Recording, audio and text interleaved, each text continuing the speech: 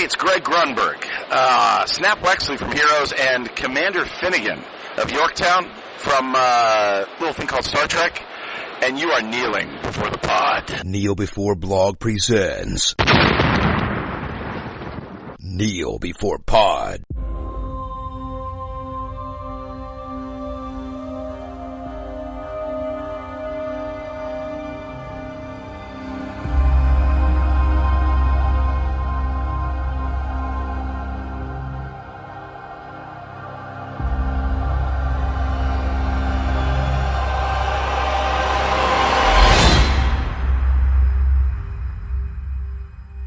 Hello, and welcome to another Imperial edition of Kneel Before Pod. We're back talking about Star Wars again since there's a new film just out. I'm your host Craig McKenzie, and I've brought together a small but brave band of rebels to discuss the latest entry in the Star Wars canon, Rogue One, A Star Wars Story.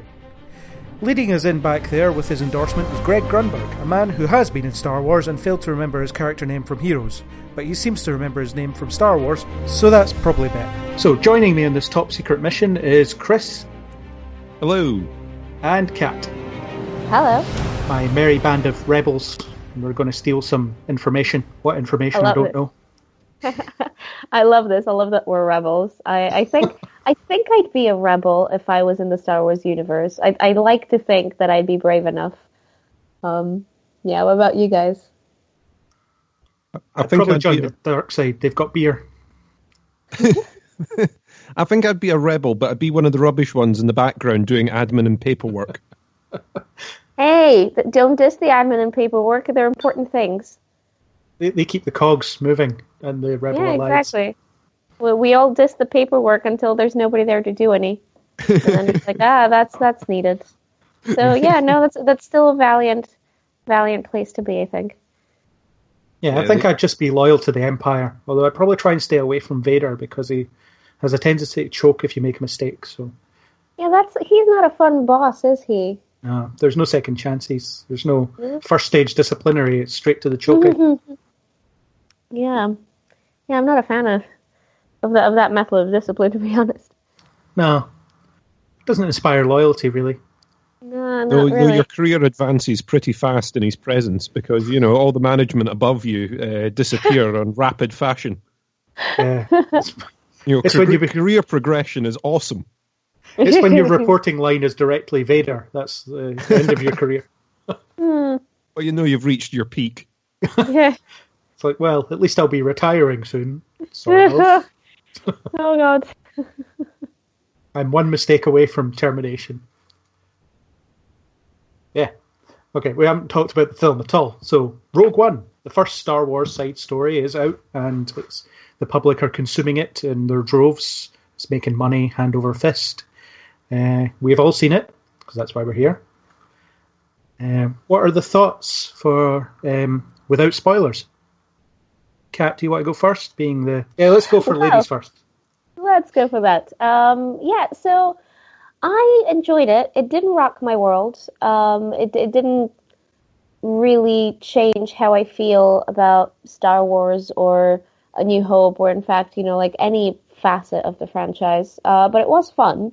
I have a feeling that it might merit from another watch, because I did go into it a little frazzled straight from work and stuff. So I think that if I was a little more, kind of relaxed, I might be able to enjoy it more. It's definitely one for the old school fans. There's lots of Easter eggs there for people to recognize and geek out over. So if you, are a hardcore Star Wars fan, or, have been watching this since your childhood, then this is your movie. Like, as much as The Force Awakens kind of catered to both old and new watchers alike, Rogue One, I think, in my opinion, is very much a movie catering to the fans. So new people might feel a little bit lost. Like, I'm not particularly savvy with Star Wars trivia, so for a lot of it, I was like, oh, they're making a reference here, aren't they? Yeah, that's a reference. Oh, okay. And there was a particular bit, which I'm hoping to discuss in the spoilers part of the podcast, that confused me timeline-wise. I wasn't sure that certain characters should be there when they haven't met yet. But in any case, that's basically like non Rogue One territory. Yeah, I mean, overall, I had a good time, and yeah, I kind of fell for all these characters bit by bit, because we start off not really knowing anything about them, and as the movie goes on, we do, and they're a good bunch, bless them. Yeah, I liked it. What about Chris? Well, I enjoyed it as well. I didn't feel the same nostalgia kick that I felt when I went into Force Awakens. I don't know if it's just because it didn't have the John Williams music in it. It doesn't have a sort of the opening crawl sequence and stuff like that. But I did enjoy the film. I liked some of the new characters that they introduced. It was very sort of action packed, different, really, from the normal Star Wars universe that we see. Yeah, I'd agree. I think it was different enough while also being the same. I really enjoyed it. I mean, the first time I saw it was at midnight, and I was kind of digesting it afterwards, and I ended up seeing it again, and it's definitely better on a second watch because I was able to absorb so much more of it. But I agree with what you said, Kat, about it being the, something for the fans. It's everything there's geared to, lead into A New Hope. So it is definitely one for people that love the original trilogy, and there's so much in there that you can sort of feel at home with, I think. And I was more on board with this than I was with Force Awakens, I would say. I liked it a lot more. I know, controversial statement. What? I have to say that Force Awakens definitely rocked my world. Like, it got me into Star Wars when I was a bit indifferent into it. Whereas this, like, I was kind of already there, but I was like, it's all right. Yeah, I definitely liked Force Awakens, but I wasn't over the moon about it as others seem to be. Okay. Yeah. So, that's our initial thoughts. I think we should make calculations for the jump to spoiler space. Well, there's going to be a lot of these kinds of references, by the way. Brace yourself. Have you been writing these puns, Craig, in your spare time? No, they're just coming straight out. Really, honestly, Craig? Yeah. Or are you sitting there with a script? Unplanned, really? Yeah, I'm just that witty. Whoa, pun master extraordinaire. Yeah, I know. Excuse me, I need to find my other bit of paper. No. Okay.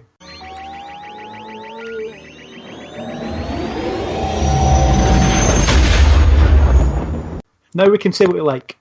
So, I guess the first question is, are Star Wars side stories a good idea? I mean, all we've really had up to this point is the main saga stuff and the Clone Wars animated film.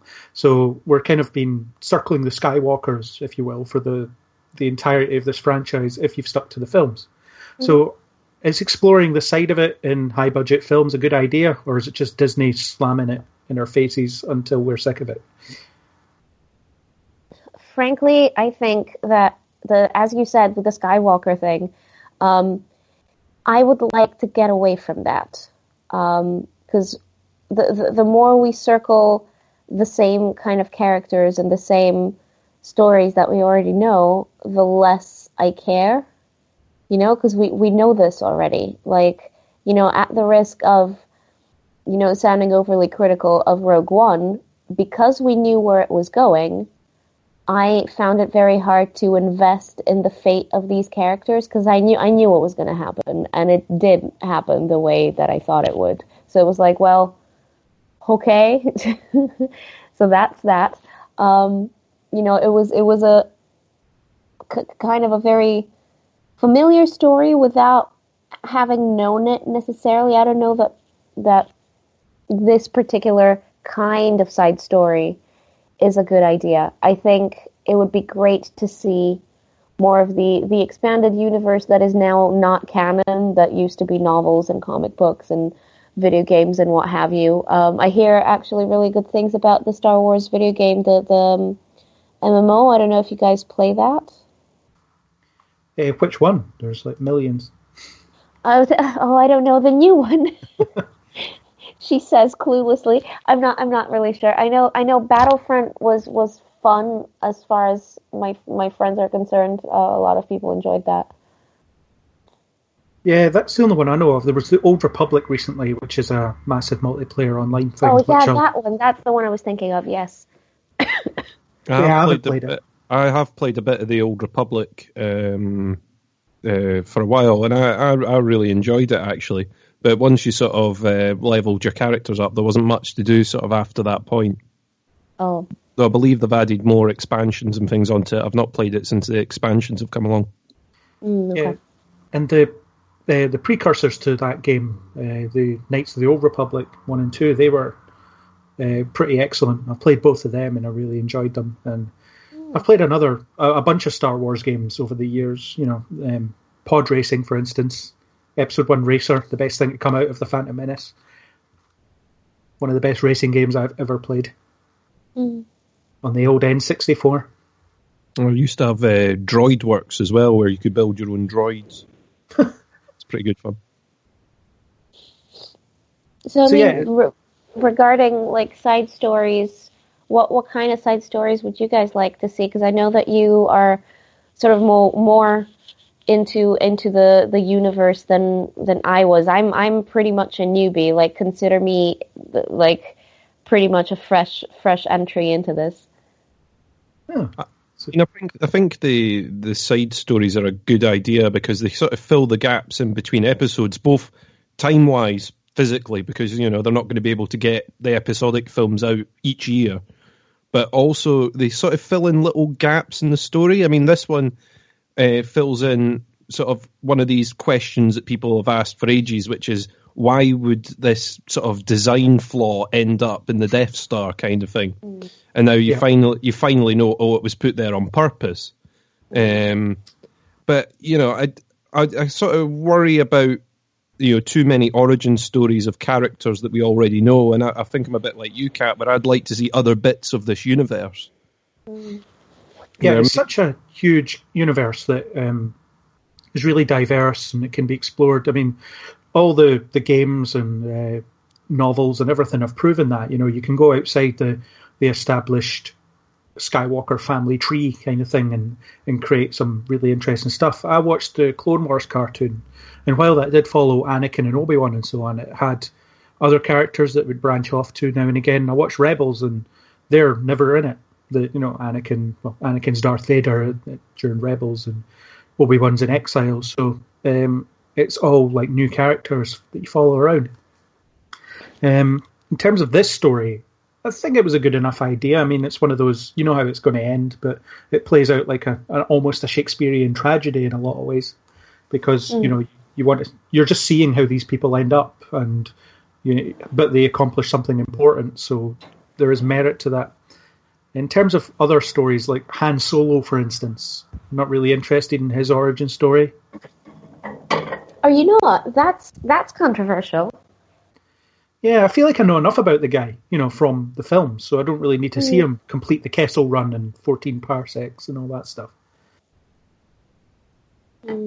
What's it going to tell me about Han Solo that I don't already know? Well, I mean, I think they're going to end up showing how he got the Falcon, how he met Chewie, and they're going to do a lot of that kind of thing, I think, through the film. But my thing is, you've got to sort of look past origin stories. I mean, they keep talking about, we're going to go to this character and what's their origin. That I would like to see something set in the Star Wars universe that doesn't particularly involve the battle between the Empire and the Rebellion. Yeah, just some smuggler off somewhere doing something. You've got smugglers, or you've got another sort of epic going on, a big travelling story or trade or whatever they've got going on, that sort of takes it apart and shows what today is more like, and takes it from the ground. I think that would be great. As far as this story, I actually enjoyed it. I think it sort of filled in a bit of a blank. Yes, you know how it's going to end. You know the plans get, finally make it onto a ship with Princess Leia on it.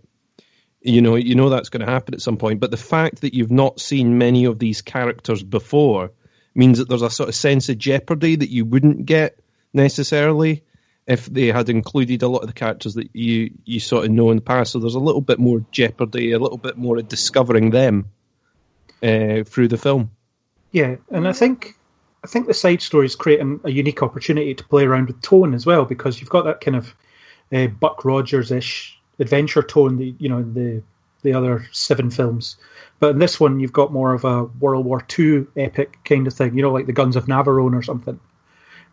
So you get to see a different tone, something a bit grittier. I hate using the word gritty because it's used too often, but these are like rebels. They're desperate people. They do things that are not quite above board and not, questionable morally speaking. So you get to see this kind of people doing whatever it takes to survive, which you don't get in the main films, really.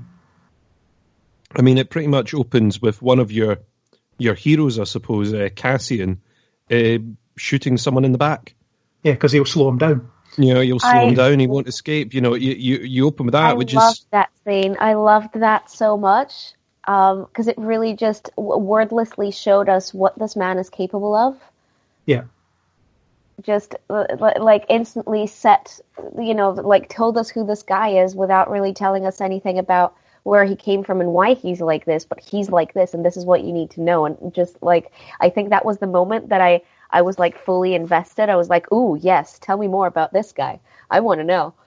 Yeah, he's a survivor and he does whatever it takes so that he can get out, He recognizes that the information he now has is important and he needs to get it out there. And to do that, he can't have a guy with one arm slowing him down, unfortunately. Though I do feel a bit guilty for Daniel Mays, the guy that played Tivik, because he's actually a really good actor. I like seeing him in all these different bits and pieces. Yes, I thought so too. I've seen him on stage and stuff, and I was like, oh my gosh, is he going to have a big part? No, he's not. Yeah, that was it. I was like, what a waste of such a good guy, because the thing is, they can't really bring him back in anything now, unless he sort of pops up somewhere else in another one of these sort of origin story type things. We can see a film about how he came upon that information. That'll be the next one, yeah. But it was sort of like, I'm looking forward to seeing what they're going to do with this guy, because, even if he's only in it for 15 minutes or whatever, he'll be really good, and then he's shot and gone, and I'm like, what a waste. Oh, yeah. That was my only bit about that scene. As sort of good as it was at setting up the character, it was kind of like, what a waste. Yeah, I thought that was kind of a actual problem with the film in general. There was a lot of characters. Even on the crew, I suppose, you don't spend that much time with any of them. They all have their moment and they all get to go out in a blaze of glory, but you don't spend that much time with learning who they are, really.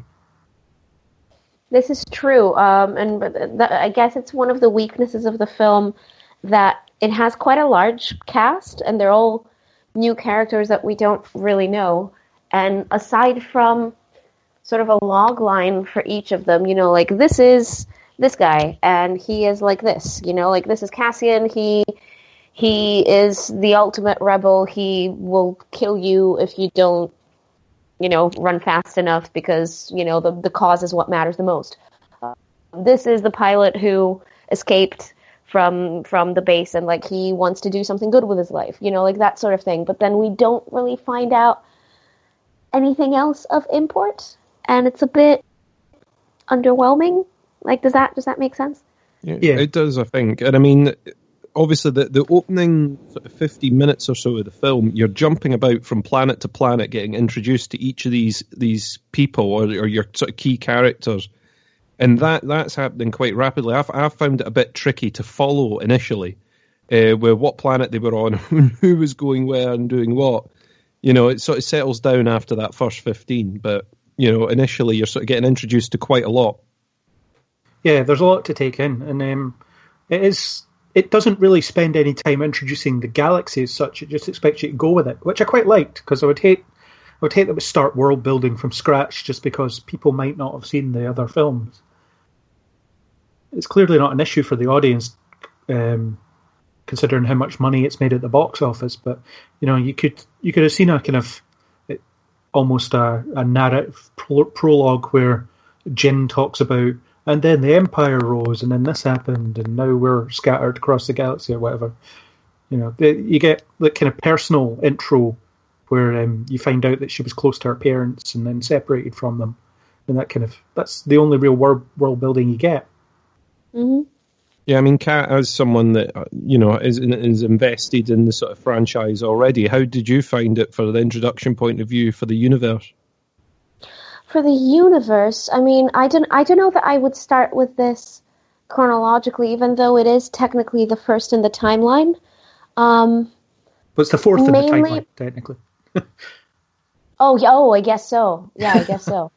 Yeah, I mean, yes, we all intentionally forget about the prequels. But it varies in tone quite a bit from the others, which is refreshing. And a lot of people have been saying how like its strong suit. Its strong suit is that it's different than the other films. It has, a bit more darkness to it, a bit more sort of, like recognizing the devastation of this war and, kind of recognizing that these people just want this war to end in whatever way possible. Which I suppose, don't we see that in the other films too? I think we do.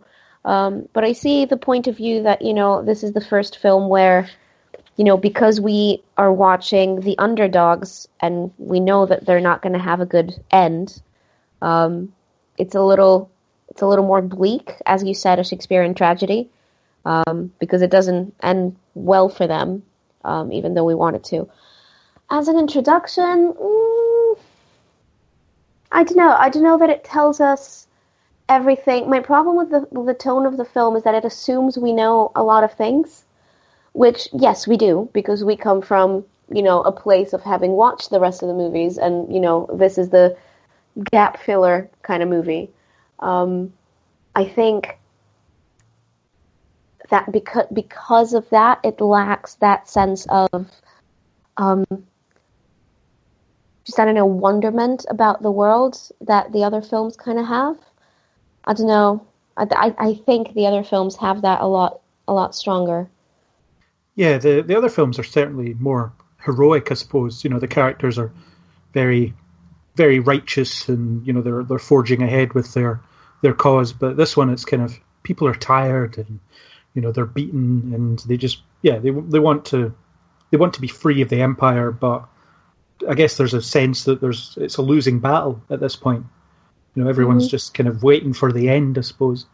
And it's very bleak and it's very different. But again, that's what you can get from a diverse universe like this. And I think if they spent 20 minutes telling you how the Star Wars universe works, it would have really dragged the thing down.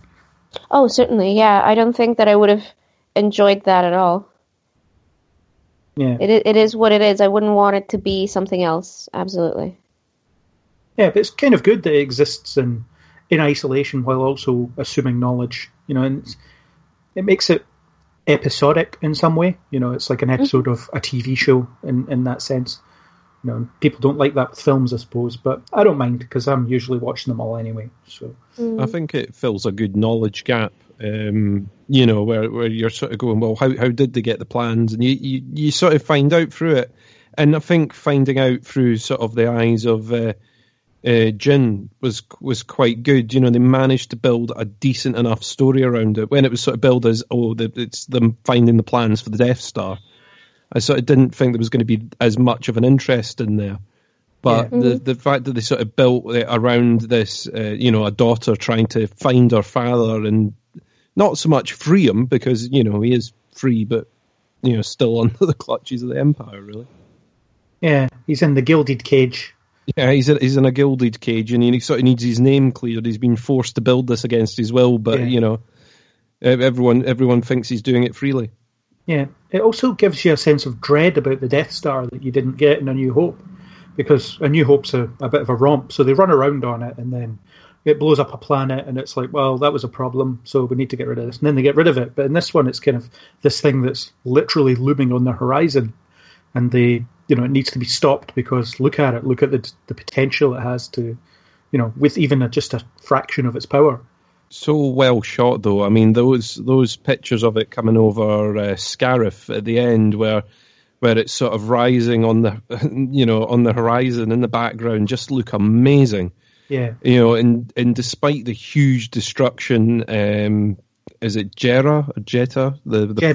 Jeddah at the beginning, where they destroy the city, and you're watching it from space, sort of rippling out. amazingly shot, and just, like you say, fills you full of more dread before, you knew the scale before, where they said, it's the size of a small moon and everything like that, but once you sort of see it like that, it's amazing. Yeah, when it's blotting out the sun and things like that. Yes. Yeah. I have to say that, yeah, I completely agree with you guys. Seeing what the Death Star can do is a lot more poignant than being told what it can do. And yeah, like I think that was one of the coolest kind of bits in this film. And I loved how a lot of the characters in universe, they would say how beautiful the effect of it is. That they would shoot these cities, blast them out of the sky, and that looked beautiful, and it did. I mean, to us, as viewers, the whole thing does. Yeah. But it was just like really cool to see what it looks like to them. Yeah, because again, when Alderaan gets blown up, it's one shot and then it's gone. Yeah, you don't get that. I mean, you didn't know up until this point that the Death Star had a medium rare setting, Medium rare. Yeah, single reactor ignition, or whatever he says it is. But yeah, it's terrifying that it can sort of chip away at a planet. But it was quite good that they didn't fall into the trap of it blowing up a planet, because when Alderaan gets blown up, it's that was the first time you'd seen its full destructive potential. So yeah. Continuity was very good. I think it kept itself in continuity really well. It didn't step on any toes, I don't think. Or nothing major, anyway. Well, with the glaring couple of exceptions, which kind of threw me off. I know that we're going to address them eventually. Do you want to address them now? Go for it. Yeah, it's organic. Okay, so yeah. Yeah, the CGI'd characters, the return of Grand Moff Tarkin, Peter Cushing spinning in his grave, probably. I have to say that I don't like it when they do this in films. I didn't like it in, Captain America Civil War, when they de-aged Robert Downey Jr. I didn't like it in Ant-Man when they de-aged Michael Douglas. And I didn't like it here, where they just brought this character back. He didn't look right, and it just kept jarring with me. It's simply on a visual level, let alone that on a narrative level. Having Tarkin there kind of made Ben Mendelsohn's character, I forget his name. Krillic, I think. Yes, thank you. Yeah. So it made him a bit obsolete. He was just kind of Krennic. Yeah, Krennic. Thank you. Yeah, just he was the frustrated middle manager who wants to rise in the ranks and can't because Tarkin is in his way. And it's well, why did we have him then? What's the point of that? I don't know. It just kind of rubbed me the wrong way. I think it was a little clunky and fan servicey. It was there on purpose to kind of placate the longtime Star Wars fans, going, "Oh, see, we know this guy from A New Hope. Oh my gosh!" Right, okay, all right. I don't know. That was my take on it. And also, I didn't really like that the end, because should I talk about the ending yet? Are we? Yeah, why not? Let's jump around. Yeah. All right. So we'll jump around. No timelines here, guys. Sorry. So on the one hand, I really liked how the end of the film, we go from taking the plans to the shuttle that the mini spaceship that Leia is on. I loved recognizing that and going, "Oh my gosh, Leia's on that ship. Oh my god." And then they recreated the corridors perfectly down to the two guys having the same two lines that are the first lines in A New Hope. I was like, this is great. Oh my god. And then we get a CGI Princess Leia. And that just kind of ruined the last couple of seconds for me. Did we need this? They could have reused the footage from the old film, just cut back to that, and I think people would still have been happy. I don't see the need for CGI characters when we might have alternatives that would look better. Because I don't think we're there yet, you know? With that final scene, the one with sort of Princess Leia in it, they didn't even need to show her face, to be honest. They could have run into that room with her facing the other way and had the door close in front of you. You didn't need to see her say anything. It still would have ticked the box and going, oh, there's Princess Leia, that's the exact ship, oh, brilliant. And then that's it. You know, they didn't need her to say a line in there. When it comes to sort of reanimating Peter Cushing, I don't know. I'm kind of split on it. The technology still isn't 100% there. I mean, you can tell when you've got an artificial human in front of you. Humans are very, very good at telling what's fake in that department. Whether they should or not, despite the fact, I mean, I think they got the blessing of the family in order to do it, you know, and they got their permission. I don't think they needed him to be in it as much as he was. I think, you know, they only really needed him to be turning up at the end, maybe, and doing a little bit. I was not expecting him to be one of the main characters really through it. They could have used it less and got the same effect, I think. Though it does, you know, it did give the Krennic character a lot more to work on, because it sort of showed up all these inadequacies. You know, the fact that he's sort of really, really, you know, desperate to be seen by the Emperor as doing a really good job, and he's wanting his promotion, he's, you know, and he's unhappy that someone's going to come along at the last minute and take the credit for all his work. You know, it sort of gave that character probably more depth than it would have if he had been the boss of the Death Star and not had anyone to sort of report to as much. Yeah, I was kind of torn on it as well. I mean, it is kind of distracting because you can tell it's an animated face, albeit a well-animated face. But I liked it because it kind of let Tarkin be in it without recasting him, which is kind of having your cake and eating it, I suppose. And they did recast him because it wasn't his voice.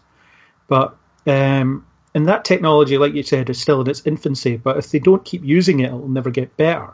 So if you look at how it was used in, say, X-Men 3 and Tron Legacy and Civil War and Ant-Man, it's kind of gotten better each time. I mean, we'll ignore X-Men Origins Wolverine because that was Patrick Stewart wearing a paper version of his own face. It looked like, you know, but I think it looked really good here, but it does look kind of animated, so it's a bit difficult.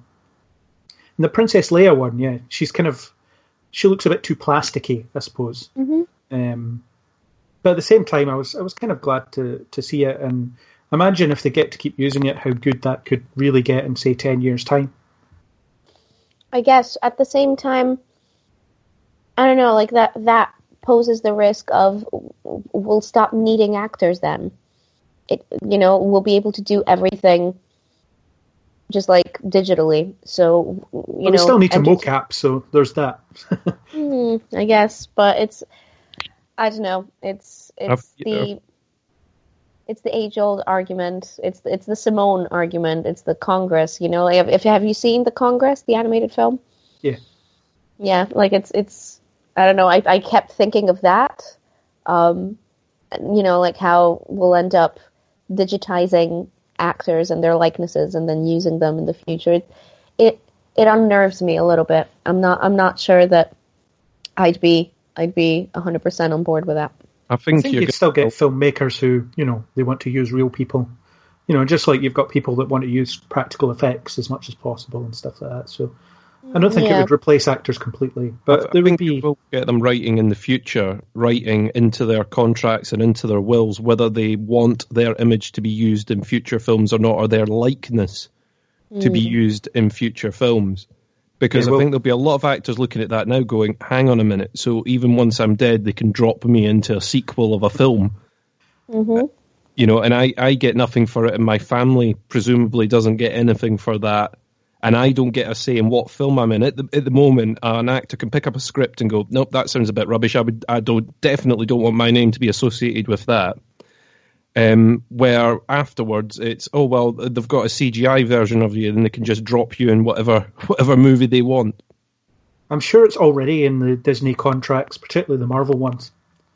I bet you it is. If we get the technology to that point, we can use you after you're dead. It would be interesting. I think there'll be a lot of agents and things looking at the wording of contracts and such, and people writing their wills or rewriting wills to make sure that they can't be dropped in or their likeness cannot be used without their permission properly. Yeah, and I think it's used sparingly enough here, because if they used it much more, it would have just been, really terrible. If Tarkin had been in it as much as Krennic, for instance, then that would have just been, oh look, here's that video game character again. Why is he here? It would have made the film a bit of a joke. But as a little kind of, he's in it a couple of times. He's set up as a kind of antagonist. We know he needs to be involved because he's on the Death Star in A New Hope. Fine. Yeah, I think the character definitely needs to be there. Whether they should have recast rather than use CGI, I'm not too sure. But the character, I think, definitely needed to be about. Otherwise, a lot of people would have gone, well, where's he? Because this is, he should be on there by now, Yeah. Yeah, I would say it was more... The Leia thing was more of an Easter egg, and it was one of the Easter eggs I had least problem with. The one I had most problem with was when you saw the I Don't Like You duo hanging around on Jeddah like hours before it gets blown up. When did they leave to go to Tatooine to chill out in the cantina? Right. Wasn't there a bit where R2-D2 and C-3PO are together? Yeah. But they don't meet until A New Hope. So why are they together at the Rebel base? They've been working together for some time, apparently, by A New Hope. Because 3PO calls R2 his counterpart. Yeah. Yeah. He says that they've been working together on and off for a while. Yeah. Oh, okay. Though C-3PO's had his mind wiped, so he doesn't really know about much. But but yeah, they did that. I mean, my thinking was more they must have got on their ship pretty quickly before the fleet left. Yeah, that's what I was thinking, because they're on Leia's ship. They're on Leia. They're meant to be on Leia's ship, so you'd think that they would have already left, or would have been with the fleet as it was leaving, rather than watching the fleet leave from down on the planet side. Yeah, I liked some of the cameos from the X-Wing pilots and Y-Wing pilots from A New Hope, where they actually used footage that like alternate takes that weren't used in A New Hope. Obviously spruced them up a bit, but yeah. So it was the same footage, they just cleaned it up. So it lets you place it in the timeline. It's like, oh, I know that guy. I also know he won't die in this fight. Yeah. I mean, there's lots of other little bits and pieces. I liked having Bail Organa in the film as well, because that sort of ties the prequels in. Too, as much as people like to say the prequels don't exist in some circumstances, it sort of ties it all neatly together, I think. I was expecting more of him, actually, because he's the only actor who's actually aged in sequence since Revenge of the Sith to this film. So he's almost as much older as he would really be, if you know what I mean. But he's only in a couple of scenes, which is... I don't know. It's okay, I suppose. It was a nice little nod, and the way he was introduced, he got a John Williams musical introduction, whereas many characters didn't. I mean, I've got to say, I mean, as much as I did like the score, I do think having the sort of John Williams score missing sort of took a little bit of it away from me for Star Wars. It just doesn't. Too, yeah. It doesn't feel like Star Wars without some of that. The opening music or sort of Vader's march or anything like that in there. So it took just a little bit of the nostalgia away. Obviously, with Rogue One, you've got the full Williams score and everything, which I think sort of sets you up in the universe a lot more. Whereas with this, as much as these films I know are purposefully supposed to stand apart, I would have liked just a little bit of that score in there. Mm-hmm. There was bits here and there, but yeah, it wasn't heavy. I think Giacchino kept hinting at it more than anything else. Yeah, absolutely. It almost sounded like it was about to move into, a familiar tune, and then it wouldn't. But apparently the score was replaced at like the last minute. They had a more traditional Star Warsy. No, they had a less traditional Star Warsy score, and it got changed at the last minute. So I think that was like written on the fly, pretty much. Oh, interesting. Yeah, I don't know. Well, I guess Disney are just chucking their notes. It's like, this needs to feel more Star Wars, so try and do that. But I don't know what the original score would have sounded like. But on the subject of the wider universe, there's actually quite a few Easter eggs to the cartoon I watched, Rebels. You get to see the ship that they all live on in that show, in the final battle, flying about. And there's a reference to one of the characters on an intercom thing. And That's really cool. Yeah, apparently the droid is kicking about, but I never caught it. So, and the Forrest Whitaker character was in Clone Wars and is going to be reappearing in Rebels. Rebels is currently set about 3 years before this, I think. So, there's plenty of scope for him to be about and to explain what he did that was not what the rebellion wanted him to do and things. Yeah, he was a bit of a mystery, wasn't he? We didn't really grasp what he was about. Yeah, I feel like there was a lot of him cut. It does seem like something that was on the chopping room floor. I mean, because considering he's been doing the whole sort of press tour thing, I was expecting a lot more of Forrest Whitaker in the film. Yeah, considering that he sort of does these little bit of, he does the little bit of interrogation. He has a chat to Jyn, and then he basically just accepts his demise to the Death Star, and then that's it. It feels like one of those characters that you're like, hang on, that wasn't enough of that guy. Whether they're going to go and, obviously, like you say, they're going to have him in Rebels and a couple other things, but whether they're going to go back and show him in another one of these side films potentially. Yeah. It seems, like another wasted character, really. Yeah. Well, apparently Forrest Whitaker is going to be voicing him in Rebels as well, which I didn't expect. I thought he was maybe too good for that or too big for that. But no, he's going to do it. So I read that today, actually. I was quite surprised. So that'll be interesting to see for those that watch it. I guess we should talk about the main characters and maybe start with Jyn. What did we think of Jyn? Not the drink.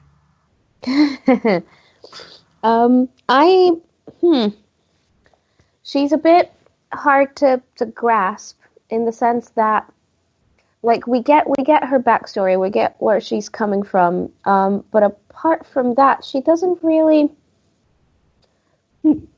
She has a bit of agency, but not too much.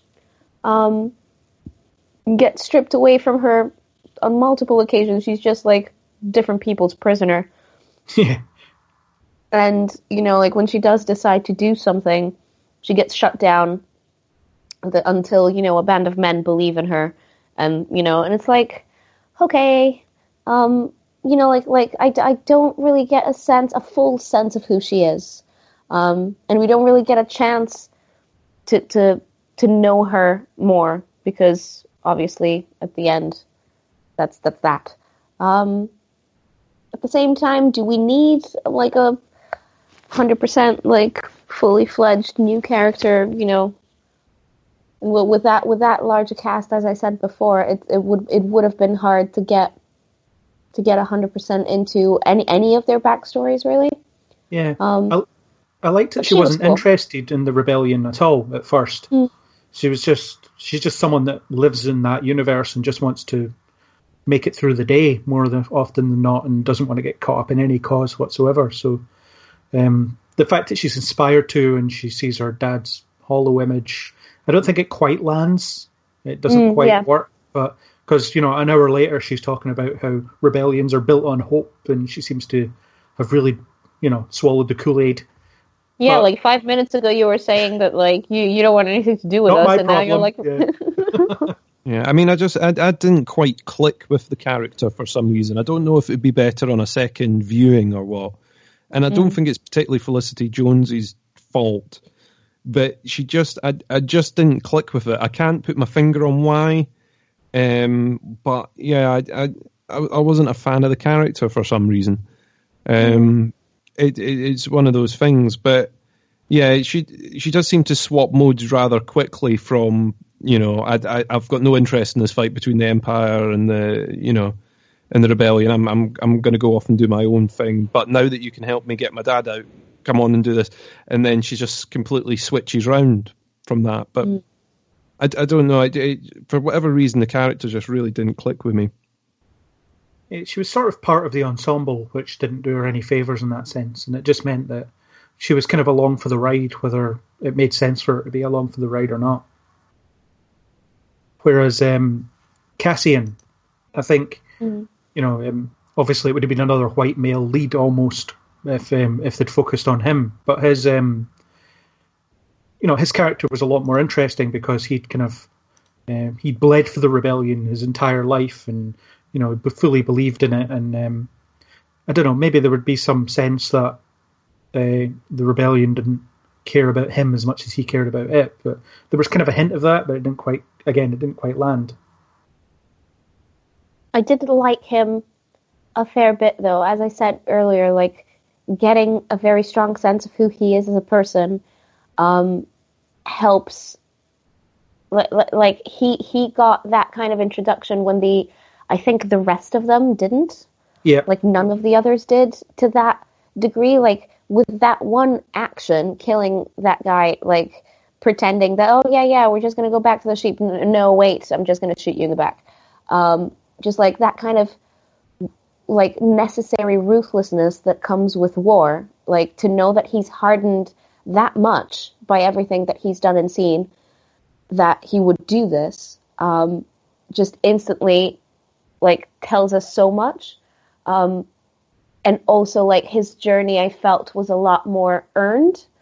Like when he and Jin, and like that kind of sort of banter between them that leads to kind of both learning different things from each other.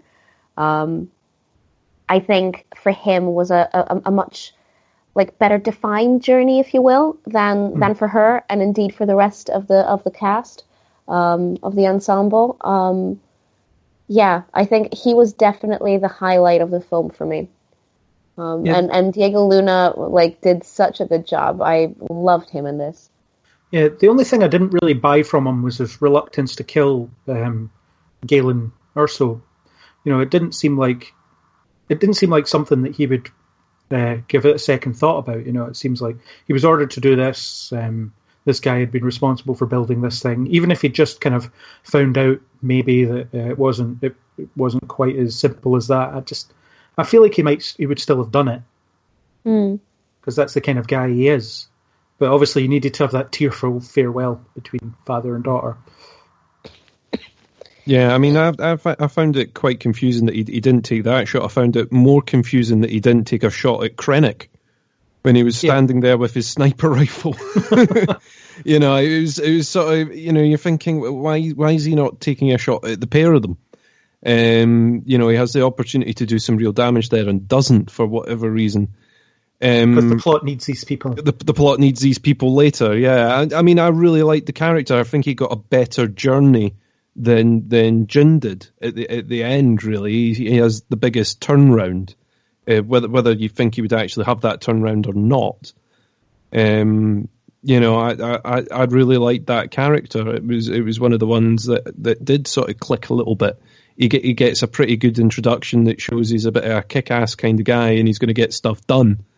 Even if it may be a bit murky, it is a rebellion, and it does, these are, well, in the eye of the Empire, these are terrorists.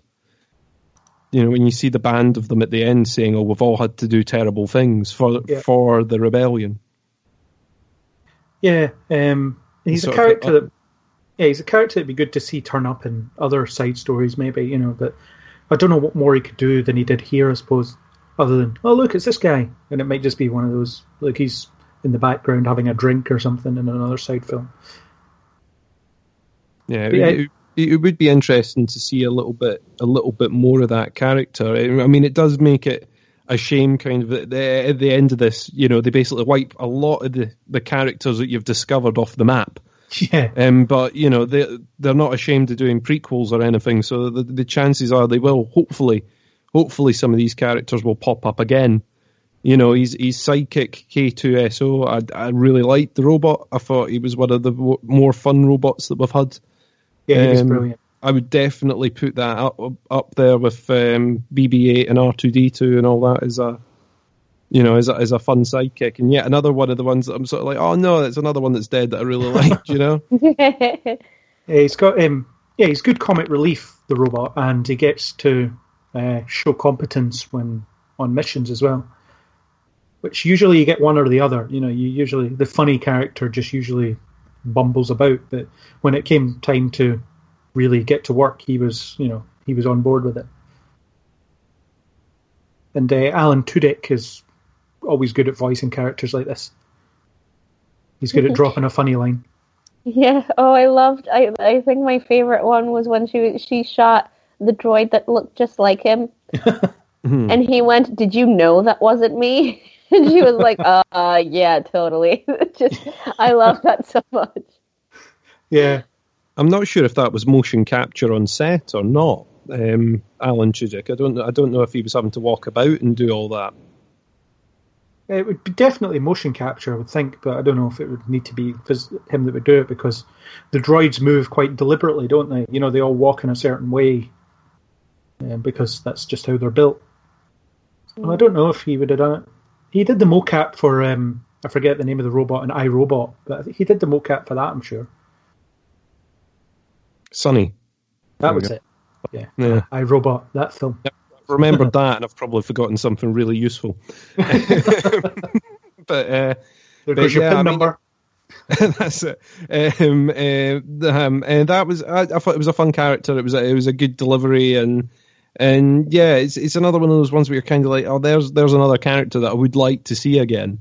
Yeah. But whether that's one of the benefits of these sort of spin-offs is going to be that they can introduce a lot of characters and sort of get all these different performances out of people, that you might not get if you were putting them in. It plays into the tragedy angle. You find out just enough about these people or droids to get you through this story, and you might foster some kind of attachment to some of them, and then when they die, you're like, oh, I want to see more of them.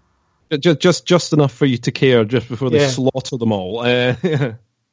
Yeah, I thought the most moving death was Donnie Yen's character. I can't even pronounce his name, so I'm not even going to try. But I quite liked him. He was underdeveloped, but he was supposed to be, because he was this kind of mysterious sage, not quite Jedi character. And he believed in the Force and all that. And then when he dies, it was more his friend's reaction. They are such a great pair to put together. I'm trying to remember the name of the other character as well, but the pair of them were one of my highlights. And his introduction, taking out all those stormtroopers, is one of my favourite scenes in the film, I think. Yeah. I wonder if you guys, because there's been some talk on the internet about these two being together, like a queer couple, and that they might be the first sort of same-sex couple in the Star Wars franchise. I wonder what you guys think about this. If you have any thoughts on this at all. It didn't occur to me at the time. I got the impression they were close, because they're close. They're definitely close, but I don't know. I don't try and label relationships in that way, I suppose. They could have been. There's no reason they could have been. But equally, if they just tell you that they're really close friends, then that's also the same. It doesn't really make that much difference, I guess. I don't know if it's just a really close friendship. I'd need to watch it for a second time with that sort of in mind and try and read between the lines. But I just think it's a very close friendship. You don't know how long that they've been working together at that temple before the Empire came along, really. Yeah, I just thought, because I was kind of tipped off to this before going to see the film. And so I spent, most of the film going, where are they? Like, I was trying to figure out who the gay characters were. And then, by the end of the film, it was like, oh, it's them. Oh, okay. So it's not very overt. And for someone like me who always looks for the gay in everything, I can safely say that I didn't see it from the beginning at all. I think it's towards the end when, one dies in the other's arms, and, there's there is a very strong emotional connection there, which the argument can be made for either side, whether it's it's friendship or something more. They are definitely close, as you said, Craig. Yeah. They could just be brothers to each other, not biologically speaking. Yeah, there's no overt kind of side to that, which, because there was a lot of talk about it in the days the first days that the film was out. And I thought, wow, what have they done? This sounds revolutionary. And then, you watch the film and it's like, well, actually, not really. No, like, I don't know what these people are talking about. I'm not denying that it could be, but if it is, it's a little underwhelming. Yeah, the internet likes that's my 2 gay cents. The internet likes to ship people, though, doesn't it? I mean, we do, and I will gladly put myself in that sort of pot. But that being said, I don't know that it's that it's the internet's kind of. I think we're starved for that kind of representation, and so we're just kind of looking for it everywhere. Whether that was intentionally there from the Star Wars team or not, but I don't think that there's been any kind of confirmation either way. So I don't think that we can safely say until the creators, confirm one way or another. Yeah, I think in Star Wars anyway, other than the main romances, I suppose, most of the characters seem pretty asexual. They just don't seem to be interested one way or another. But there was, I don't know, I picked up on some slight hints that Jyn and Cassian might be somewhat attracted to one another. You call that slight hints? You call that slight hints?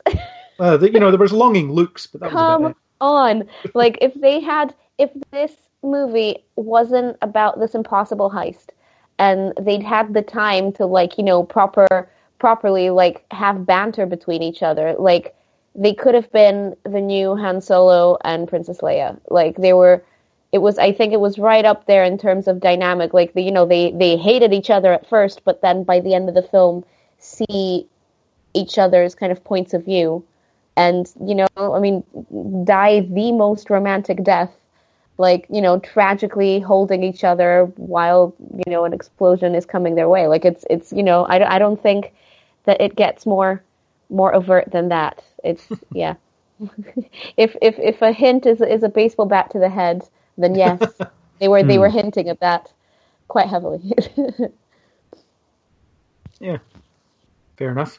I didn't think they spent enough time with any of the characters to kind of establish those. I was glad that they didn't do that. Yeah, because I think we're used to action movies having that kind of that kind of sub narrative. Like, that there's always some kind of romantic subplot where unnecessarily two of the characters will find themselves just drawn to each other at the expense of the plot, or at the expense of what's actually important in the film.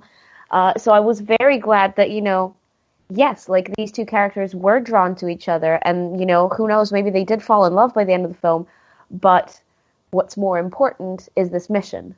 And that I think is very important in terms of just narrative.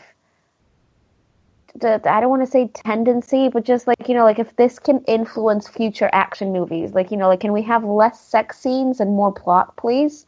Thank you. That's my take on this. So yeah, absolutely agree with you. It's not very out there, and that's amazing. I think it's there. I think it's present in the film, but I like that it's not overpowering. I think that's very refreshing. Yeah, and whenever when Force Awakens came out, people were trying to pair up Finn and Oscar Isaac's character Poe. And yes, we are. I remember I'm still on that camp very firmly, planting my feet on the ground there. John Boyega said about it only in Oscar Isaac's imagination or something. Yeah, and Oscar Isaac said that Poe Dameron has a lot of love to give, and so we still hope that might be a thing. It doesn't necessarily have to be, and of course, if they decide to take any of the characters whichever way, again, Force Awakens didn't have that overt dynamic between any of its characters, which was really, really nice, because we could finally, just focus on what is happening rather than, oh, this girl fancies this guy, like I don't care. Yeah. You know? So that's, yeah, like I really appreciated that for both these films. Absolutely. Yeah. Yeah. I'm looking down the character list. I mean, we've already talked about Saw Gerrera. He didn't do much. The pilot guy, yeah, you covered it early quite Bodhi, well. Yeah, he was. I love Riz Ahmed. Just as an actor, I just love him. And I'm really glad that he's been getting a lot of work lately in different really cool projects. Star Wars being one of them. And yeah, like I thought that he was really funny as a character, really endearing as well. You know, one of my favorite kind of tropes is like someone from the dark side going to the light because they've seen the way, sort of thing. Yeah. I really appreciate that in stories. And I think he did a really good job with it. I don't know how I feel about the tentacle scene. Yeah, you could have gotten rid of that and nothing would have changed. Yeah, like that was very disconcerting, I think I'll say. Could have done without that. Yeah, I don't know if there was more of that cut. It seemed like a really random thing to have in there. You know, you could have just had him passing the information on, not being believed, and then ending up in the cell later. And like you say, Craig, nothing would have ended differently. Yeah, well, he's out of sorts, isn't he, for 5 minutes or so, and then he's fine again. Yeah, and I quite liked his determination at the end to get that message out, you know, and he was like, we need to plug this thing into this other thing and push this button, and, you know, it was very mechanical, but it was kind of like I really want to prove myself as worthwhile to this cause. And it's a small thing, but it was really, you know, it was really good that, I guess, that he'd seen the horrors that he was helping to inflict and wanted away from that. I suppose in a way he's the Finn of this movie. Yeah. Yeah, with far less screen time. Oh, yeah. And a lot more plugging in of things. And just like, I was really concerned, like, when he first went, oh, we need a master switch. I'm like, oh boy, what does that look like? Where is it? How do you know it's there? Like, how do you know these things? You're stressing me out, friend. I'm very stressed out right now. Can you imagine someone saying, "Oh, just you've got to run over that way, and you've got to find the master switch." Oh, what is it? Oh, it's a button on a panel which has about 100 odd buttons on it. Don't worry, it's that really obvious lever on that panel that doesn't seem to be connected to anything else. But with a neon sign above it that says master switch. Yeah, but we'll send the blind guy for tension. It's like, where's the button? No, it's over there. No, over there. No, to your other right. Yeah, it was. I mean, he was fine. I don't think. Yeah, like everyone else, he had just enough to kind of make him part of the story without overpowering it, I suppose. And yeah, again, we don't really find out much about him and his story apart from that just one element of him that, like, he was a pilot for them and he decided he didn't want to be anymore, ran away, etc. Got given the message and so on. Like, yeah, the rebellion general, General Draven, according to IMDb, played by Alistair Petrie. I thought he was really good because, again, he was that kind of the guy that makes the tough calls. Yeah, and he's kind of he's comfortable with it, but he's kind of grizzled by it, which is, you know, it's clear that he keeps himself at arm's length because he's kind of not quite comfortable with everything that's going on. But, you know, on the flip side of that, Mon Mothma she was just kind of there because we saw her in Return of the Jedi.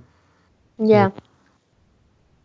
She doesn't really do anything. I mean, she spouts exposition when she needs to, but that's about it. I suppose someone has to.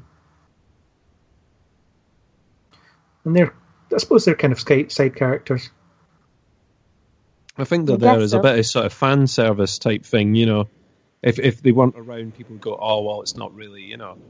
They could have had it where they were going back to a random ship somewhere and speaking to any ship captain who was relaying stuff back to the, you know, the Rebel Alliance. But I think it was good having them in. It sort of ties it into the universe in a grander way. It sort of is a little sort of, here you go to the fans putting these characters in. Yeah, there's no reason for it not to be them.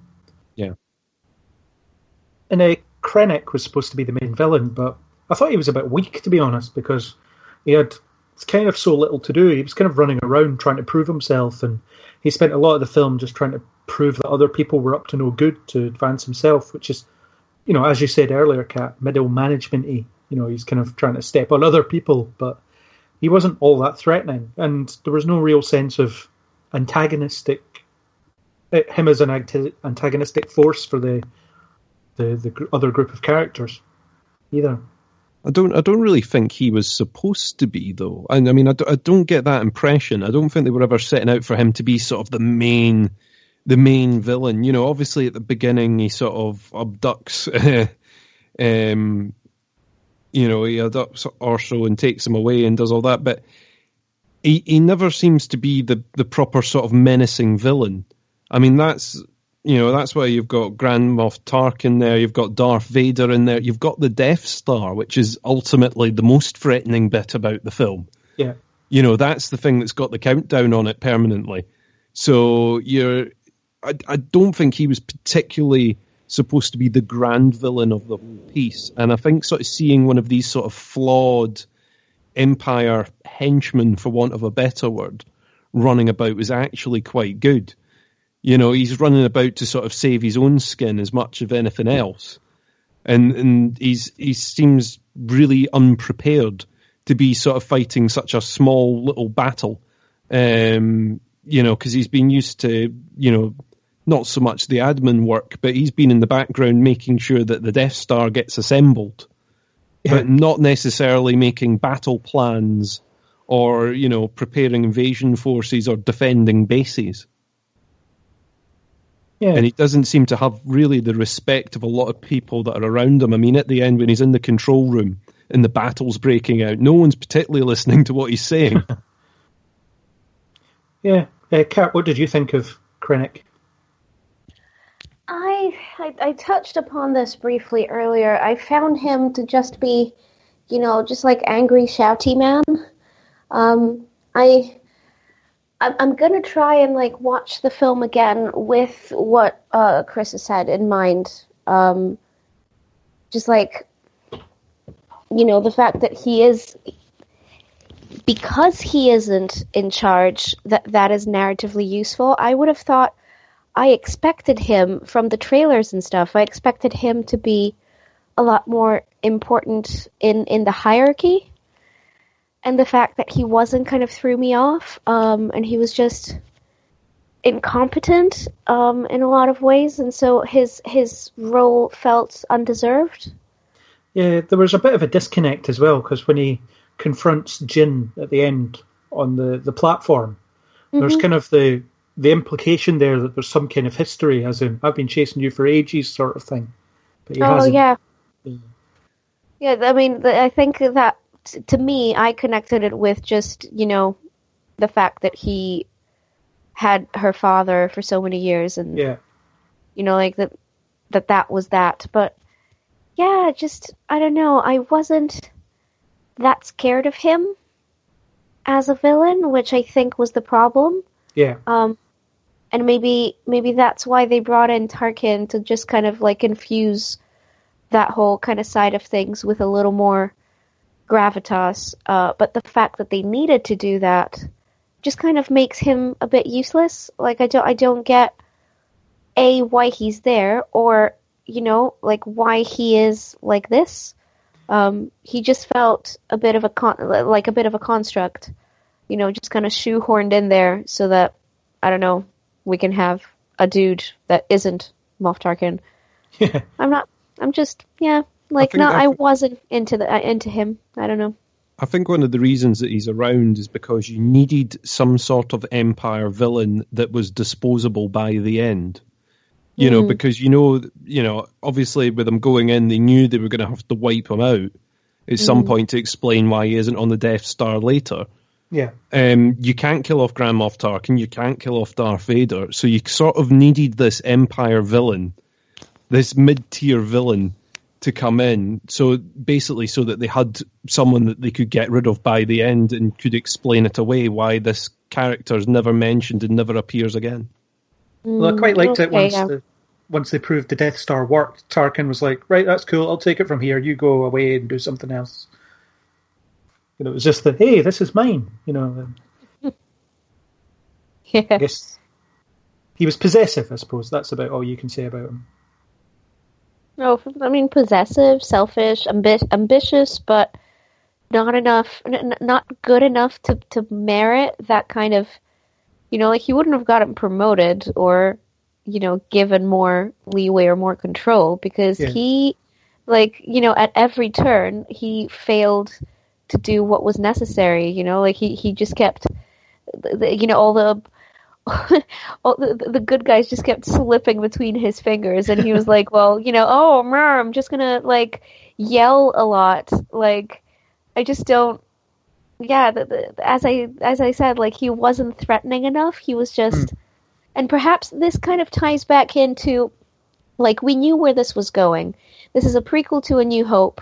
We kind of, is there a line in A New Hope to say that people have died so that we can get these plans or something like that?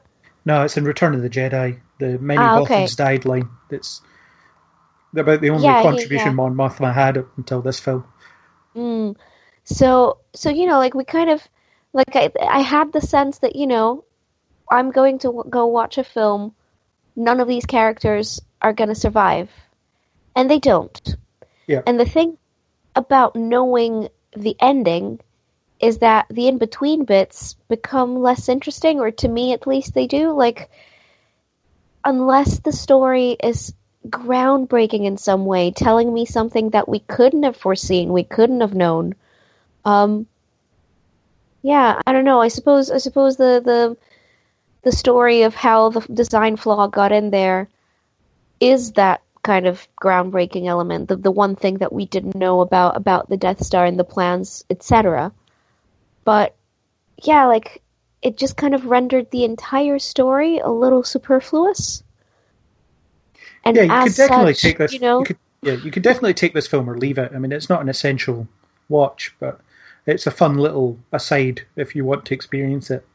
A very expensive, fun little aside. Yeah, there was a lot of money thrown at it. I mean, it was all there on screen, I would say.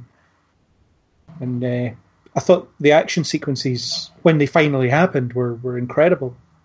That last act, the big battle on however many fronts, was probably the best thing we've seen in Star Wars, to be honest. I just really liked when the first Star Destroyer appears, and it looks like a tower of Legos.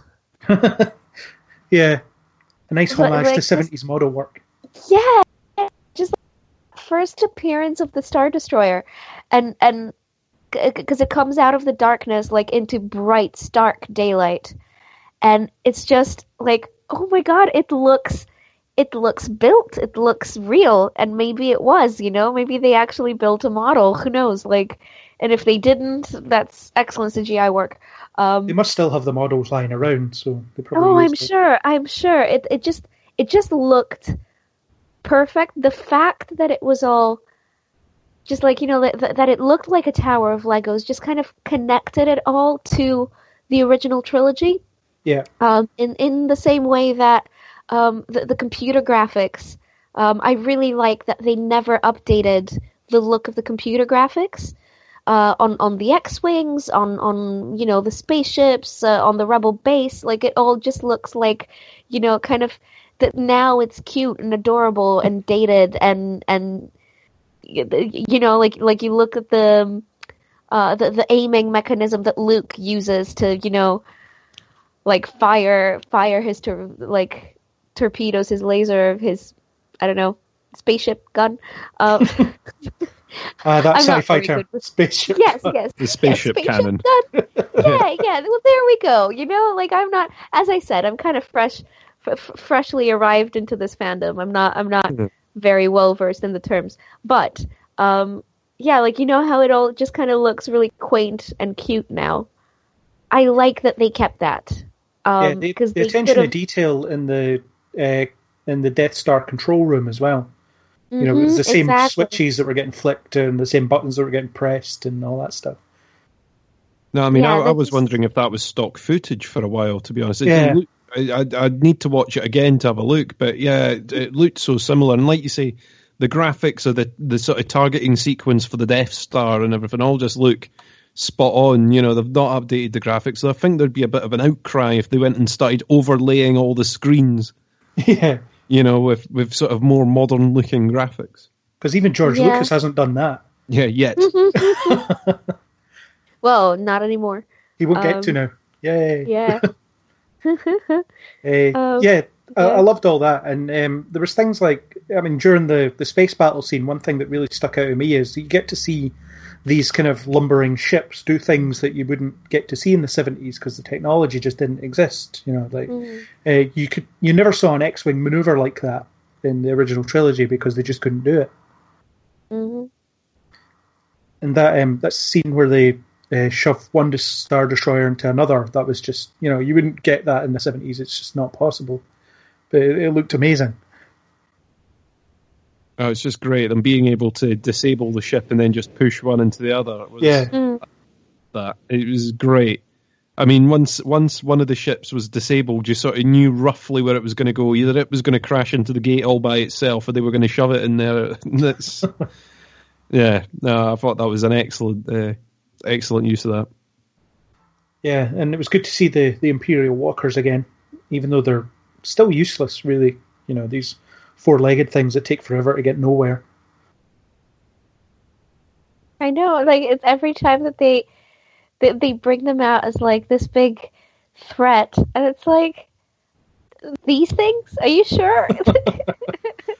Like, they just seem very cumbersome, and I don't even want to know what it takes to maintain them, you know? Like, with the long, spindly legs. That can't be practical, just from a maintenance point of view, you know? Even for getting into them. I mean, what do you do? Do you need to climb up the side and get in? You know, are you rope climbing on your way in there? I imagine what happened is the Empire bought a lot of them, and then when they realised how rubbish they were, they got told they couldn't refund them. Yeah. What I think is we bought a couple thousand of these things. They're not really doing what we want. Can't you take them back? No, I think they launch from giant hangars, so people just kind of get to them from gantries that are above them. That's my thinking. I prefer my idea. I think they climb up the legs. Yeah. I think I like the rope climbing better. It's more cinematic. Yeah, I know the whole gantry thing is a lot more practical. Mm.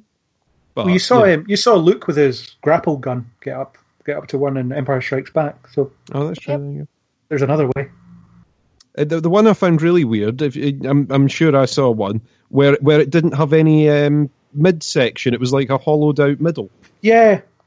And I was like deploying troops what or the something. hell did they use that one for? At least the other one sort of as a transport. It has space in it and all that. This other one's got a big gap in the middle of it. Yeah. It's maybe if they fire lasers at us, there's a chance they might pass through us. They seem to go down quite easy as well. They're like no match for an X-Wing. I mean, exactly. It all just comes back down to the spindly legs. Like you shoot that, and like it's not like a tank that has, you know, a bit more sturdiness to it. Like, you know, you just shoot the legs right out of it, and poof, there we go. Yeah. But the shot where they came out of it wasn't quite mist, but where they just appeared through the trees and stuff. That was really well shot, I thought. That was cool, yeah.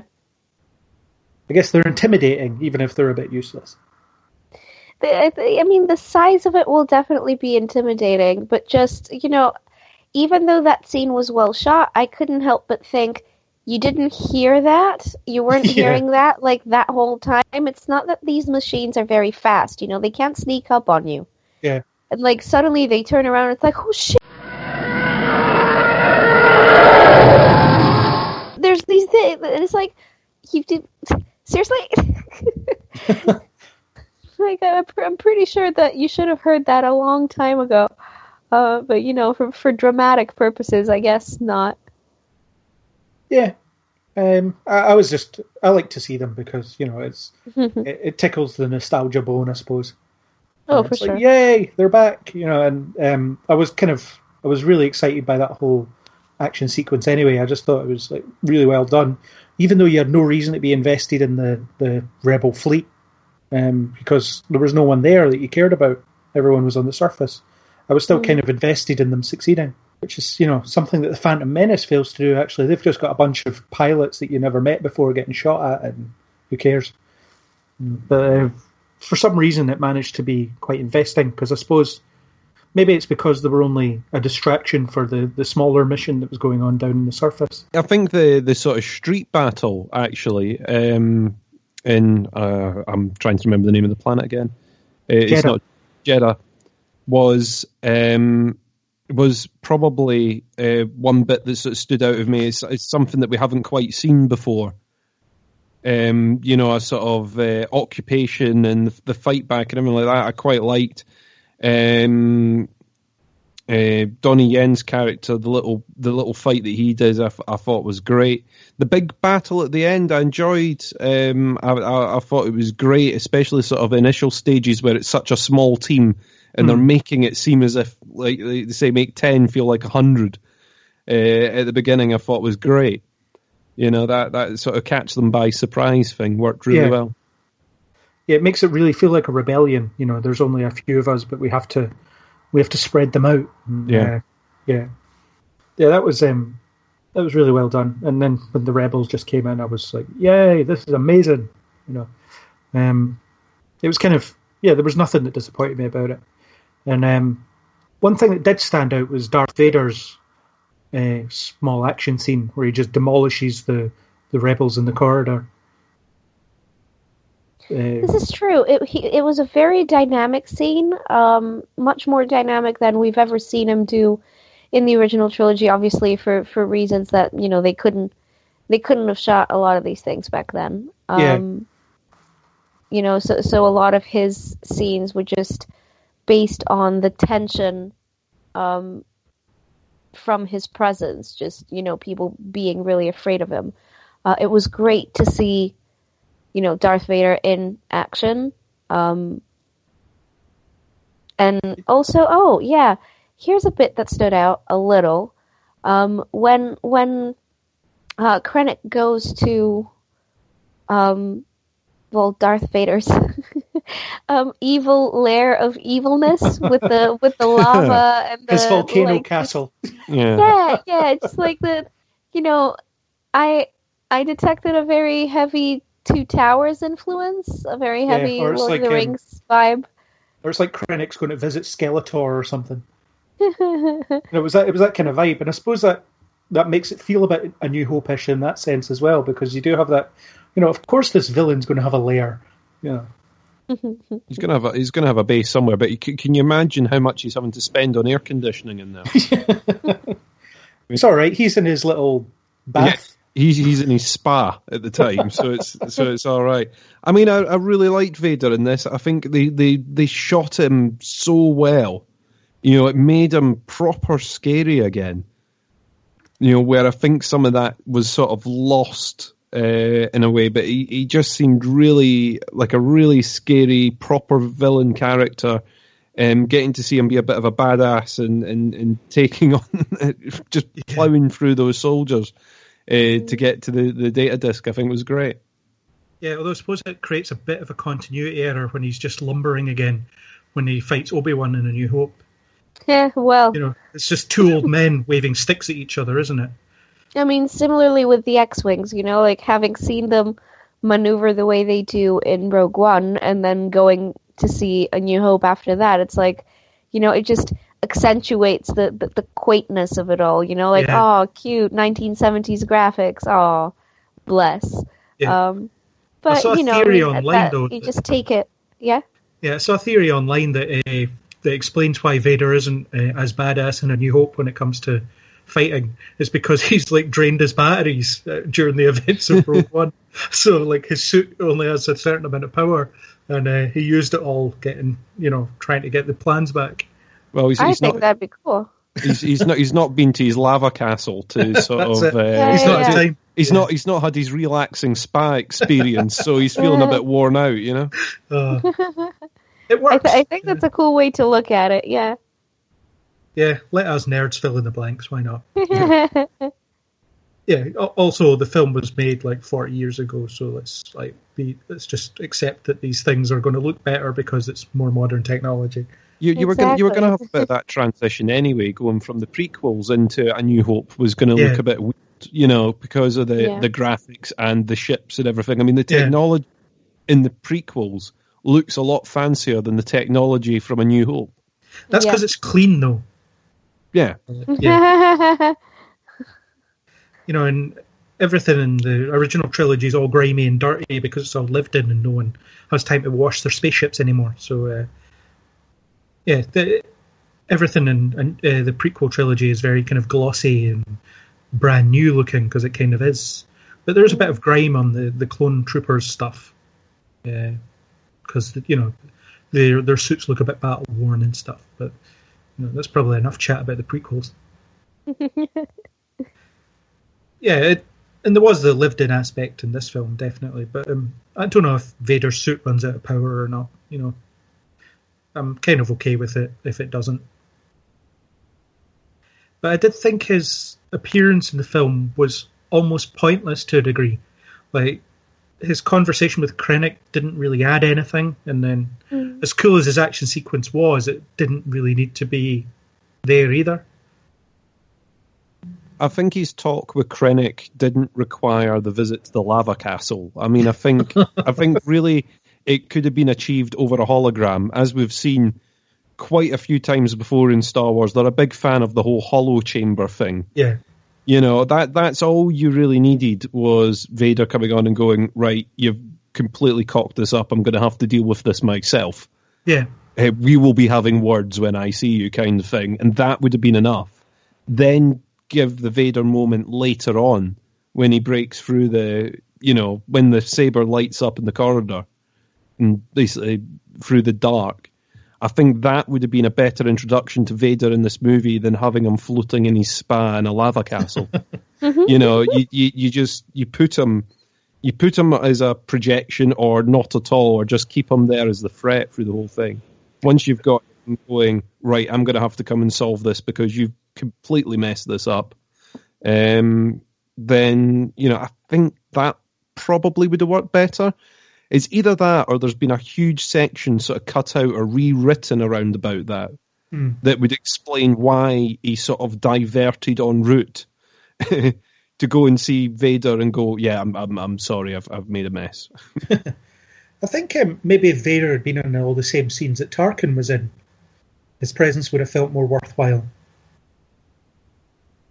Yeah, you could have had him as a sort of silent observer or throwing in a few lines from the side. I don't know. I mean, it might have made sense, or were they sort of saving him up for the end? I don't know. Like I say, if he had just appeared as a hologram and then had his sort of moment of being a badass at the end, I think that would have been enough. I just don't understand why he went on this sort of space trip to go and see him when we've sort of already established it's very easy for them to do the little hologram call. Yeah, and it was at the end when he was watching Leia's ship escape. He knew that's the plans were on there. But in A New Hope, the dialogue suggests that they only think the plans are on there. But you don't know how much time has passed between the two, though. The implication is that it's pretty instant. He's in a Star Destroyer already, so he just goes right after them. Yeah, I mean, I wouldn't say that it's even an implication. Like, the end of Rogue One is pretty much the first few seconds of A New Hope, so it should be seamless. Yeah. So technically, I mean, I think the only way that I would circle around that is, they don't know for sure that the plans are on there because of everything that has happened, so that the plans get onto that chip, it was all pretty much they didn't have time to check anything. It was transmitted from the island onto through that weird gate in the sky thingy. Sci-fi terms, guys. Actual term, the sky thingy.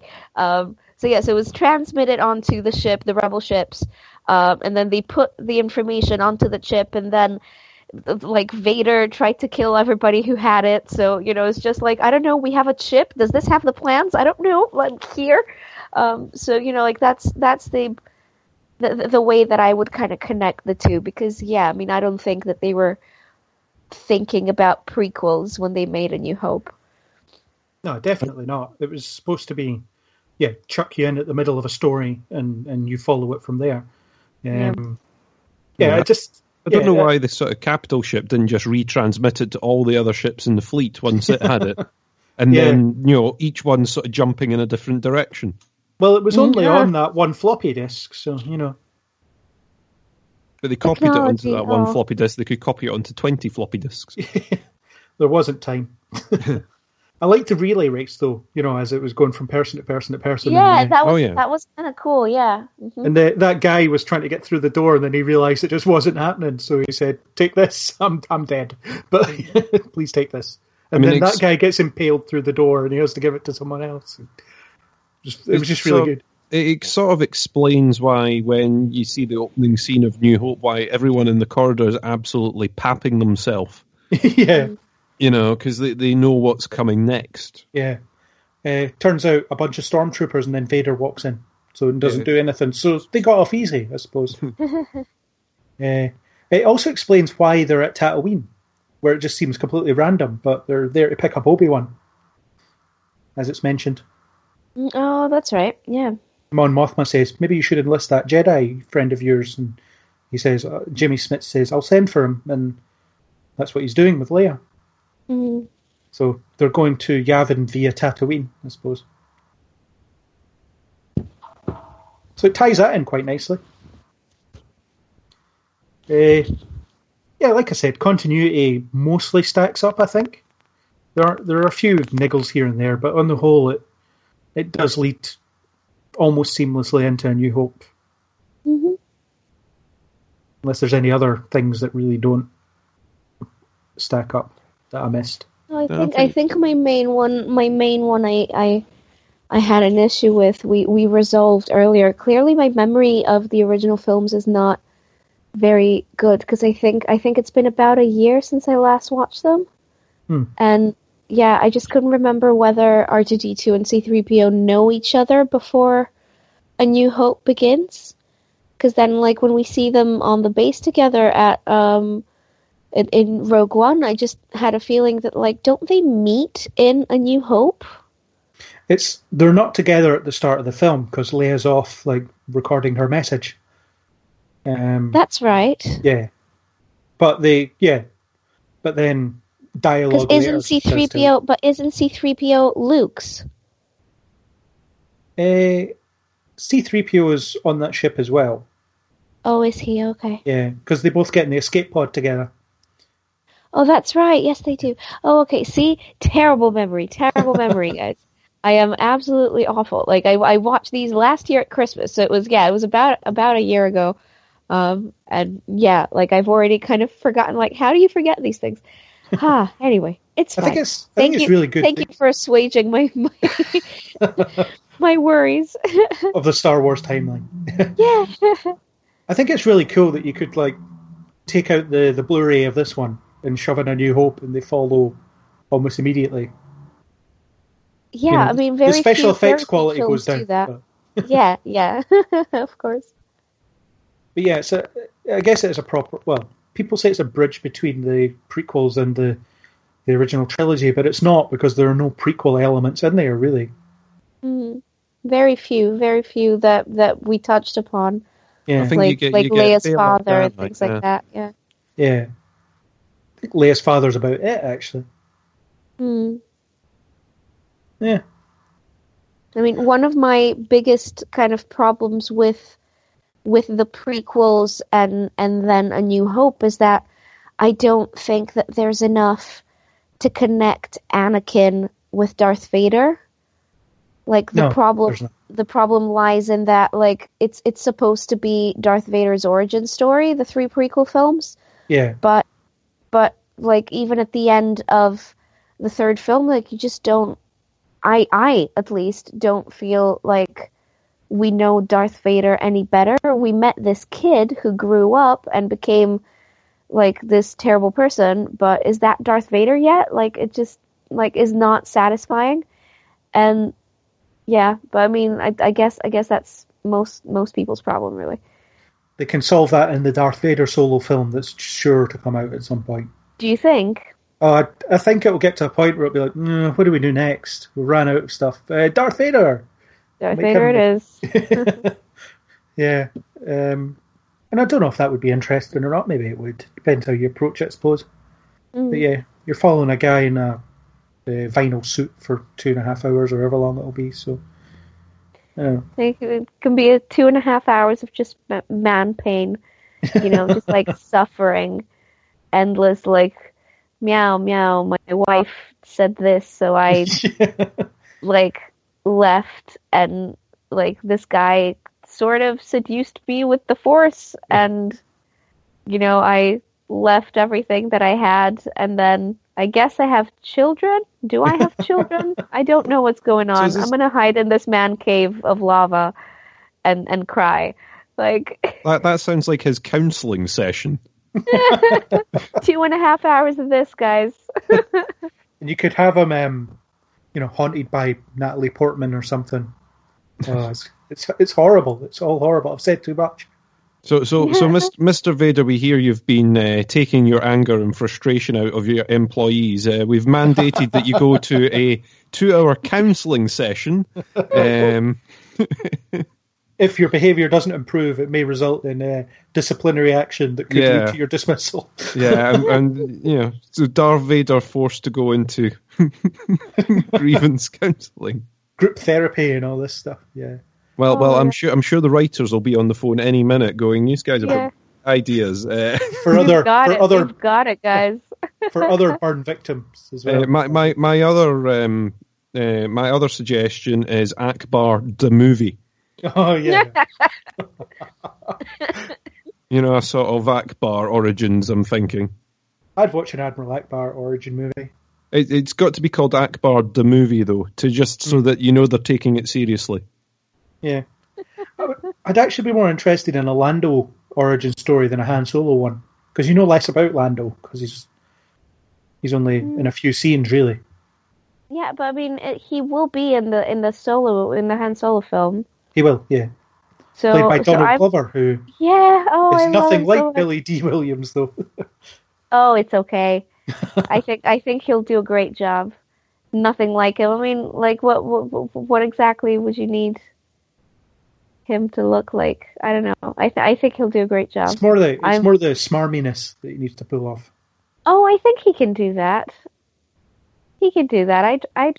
I have faith in him. I think he's a great actor. And I mean, like, I've been reading about like what he said about the concept of cool having changed from then to now. Like, Lando still needs to be like this cool guy, but what was cool in the 70s is very different from what is cool now, and that's going to have to translate somehow. They're going to have to play with that and see what sticks. I'm kind of excited about the Han Solo film, actually. Quite like Alden Ehrenreich, who's the new Han Solo. I'm not quite sure about Emilia Clarke being in it, and she in it? Oh God! Yeah, she's got cast, and I'm not sure how I feel about this. But we'll see. Like, I don't want to knock it till it's there and we can see it and see what they've come up with.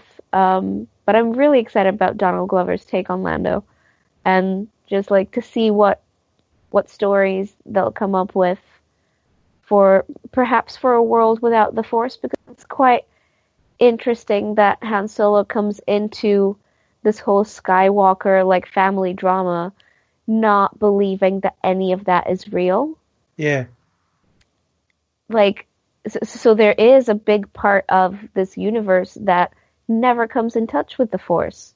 There was quite a bit of it in Rogue One with the blind guy and his kind of affinity with the Force. Yeah. Perhaps, like he wasn't a Jedi yet, but he was definitely Force sensitive.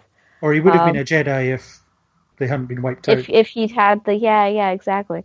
So, I think it'll be interesting, like sort of going back to what you guys were saying at the beginning of the podcast, to just kind of fill the gaps of the universe, of the world at large, rather than just this one family and their problems.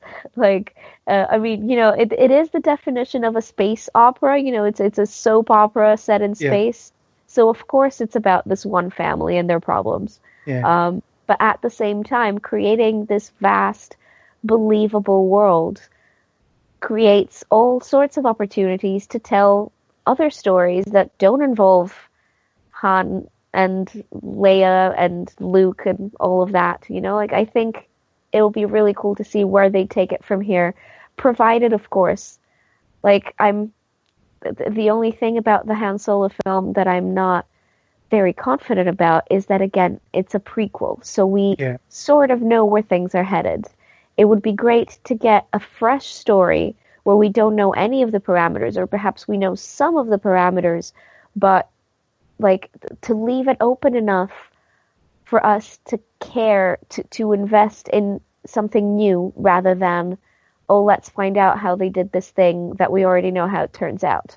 And because both Rogue One and the Han Solo film are within that territory, I don't know, I'm a little apprehensive, of course super excited still, and obviously I'm going to go see it no matter what, but let's face it, I think we need a little bit of a new direction there. Yeah, the thing about the Han Solo film, you mentioned about him not believing in the Force at all.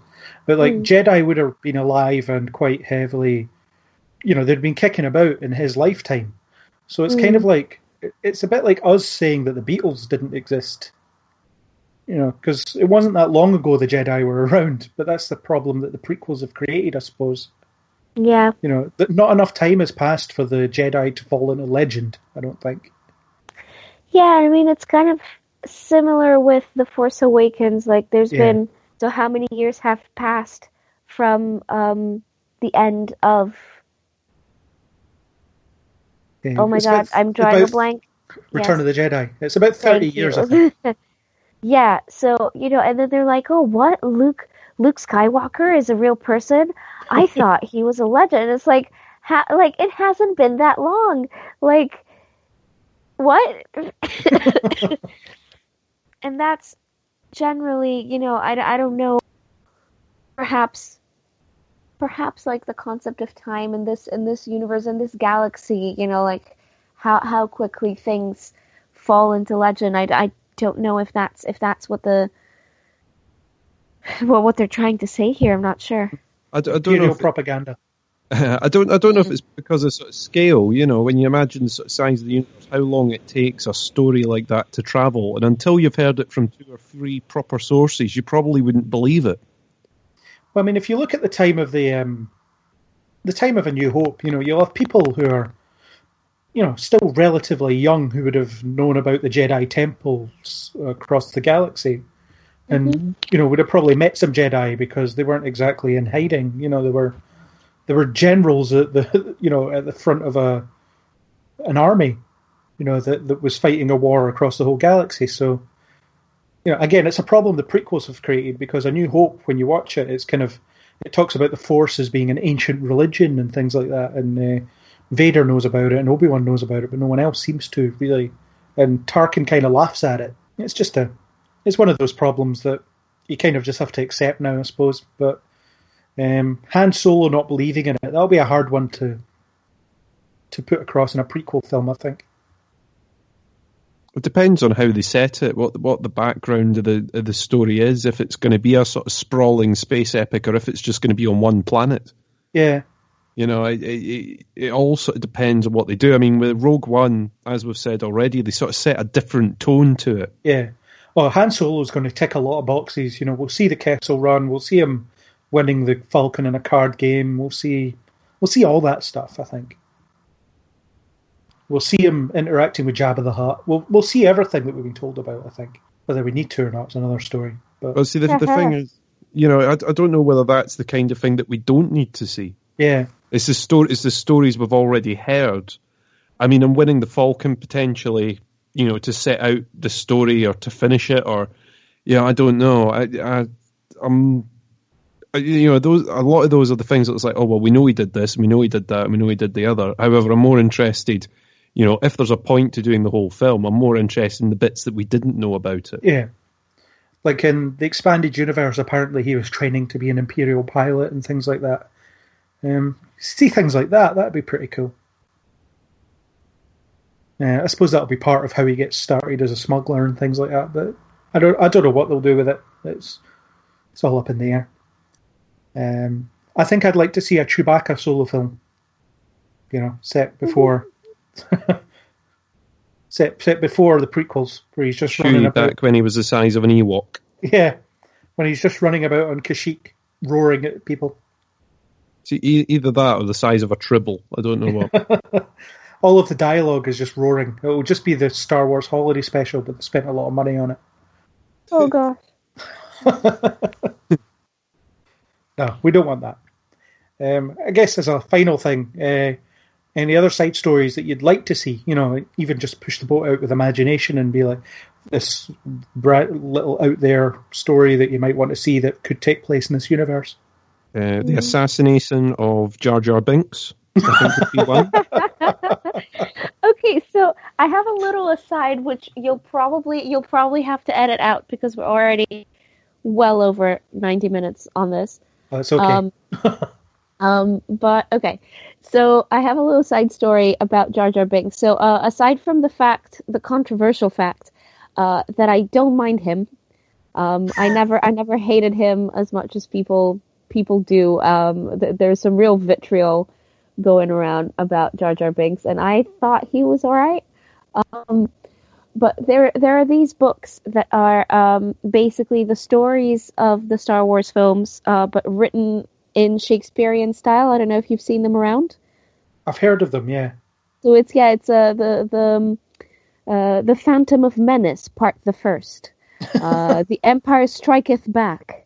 And so, and it's all written in iambic pentameter, Shakespearean kind of vocabulary, like everything is spot on. And in The Phantom of Menace, Part the First, Jar Jar Binks has lengthy monologues in perfect Shakespearean English, where he justifies his annoying language by saying that I know how to speak normal human language, but when I speak like this, people tend to do what I want them to, so I'm going to speak like this. And so he has like his lengthy monologue, he explains his motivation and everything, and then he goes, Misa Jar Jar Binks. And it's brilliant. Like, I think I have accepted this as my headcanon now. This is exactly what I think is going on in Jar Jar Binks' brain. I do recommend those books if you can get your hands on them. The Shakespeare Star Wars, it's hilarious. I love them awesome. So much. There's also the theory that Jar Jar Binks is a very powerful Sith Lord who's manipulating events. I quite like this theory, actually. It shockingly makes a lot of sense. It does. I don't think that we'll get to find out at this point, because obviously we're not moving in these directions and Lucas is not part of the thing anymore. But it's one of the theories that I quite enjoy, and I do subscribe to it. It makes a lot of sense. It makes it a more enjoyable watch, doesn't it? I think a side story I would love to see is an Old Republic side story. When the Jedi are kind of at their height, where the Sith are also at their height. There's tons of them. There's a lot to play with in that in that part of the universe, and you don't have to be a slave to canon. You can do whatever you want because it was so long ago. Mm. I would like to see something sort of set in that timeline, so to speak, because, like you say, it is out of canon and it is that kind of legend thing where you've got plenty Jedi to play with, you've got the Sith, you've got a bit of the Republic, the Republic getting built and everything out of the background of it. So no, I definitely think that would be worth watching. Yeah, and it can recanonize characters that were in the Old Republic games as well, which would be a good thing.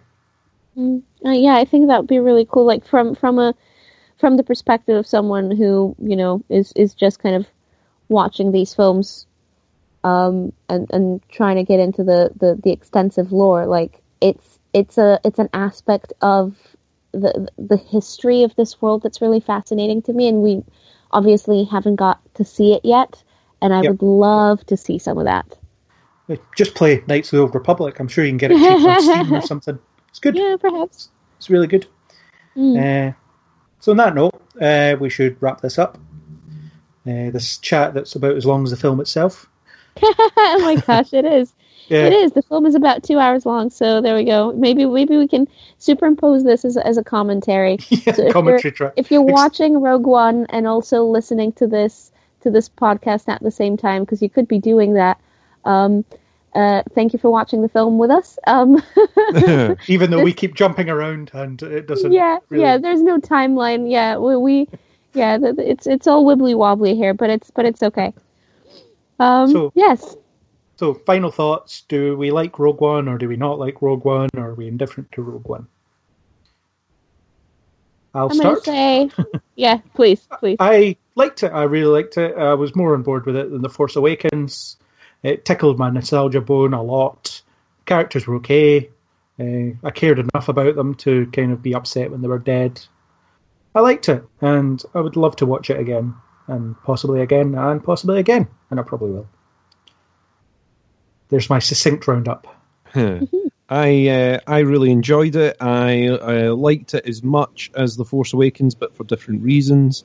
I didn't think that this was as much of a nostalgia kick as The Force Awakens was, but I still liked it. It introduced some nice characters. It's a shame that they've sort of wiped them off at the end. But no, I really enjoyed it, and if you're a fan of Star Wars, you'll definitely like it, I think. Yeah. For me, I liked it less than The Force Awakens. But it was still fun, and I enjoyed it. I wasn't as invested in the fate of the characters as perhaps they wanted me to. I loved various elements about it, but ultimately, I wonder if this film was needed in the long run. I mean, as long as a good time is had, I suppose it's fine. And as long as it's not a terrible movie, which it isn't, that's also fine. But, there's other stories we could be telling. I don't know that this was perhaps the best one to start with. But, I'm excited to see where this endeavor takes Disney and Star Wars, and, at large. I think it could be really cool. They could do really cool things with it. Yeah, fast forward to 6 years from now, where we're doing a podcast about the Ewoks' third film, because there's been two others. Ewok movie. I would watch an Ewok movie. Well, there's two to choose from: Caravan of Courage, and I forget what the other one's called. If they can release Smurf movies, they can definitely release Ewok movies. But when we're at the point where they've really ran out of ideas, and we're like, oh my god, here we are talking about another Star Wars movie. It could go either way. We might get sick of it, we might not. So, on that depressing bombshell, I suppose the film ends on a depressing note, so the podcast might as well. And since we're recording on the 20th of December, may the Christmas be with you. You had that written down again, didn't you? No, I didn't. Yes, you did. No. Unbelievable.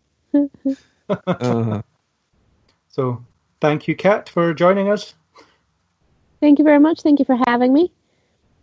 And Chris, thanks, as always, for participating. Thank you again. Awards to everyone for participating. Medals for everyone. Yay! Yay, medals! The taking part that counts. Yay! So, that was our discussion on Rogue One. We hope you were entertained, and if you were, please do subscribe on iTunes, YouTube, or any major podcasting app, and join us on the next Kneel Before Pod. On behalf of everyone on Kneel Before Pod and Kneel Before Blog, I'd like to say again, may the Christmas be with you.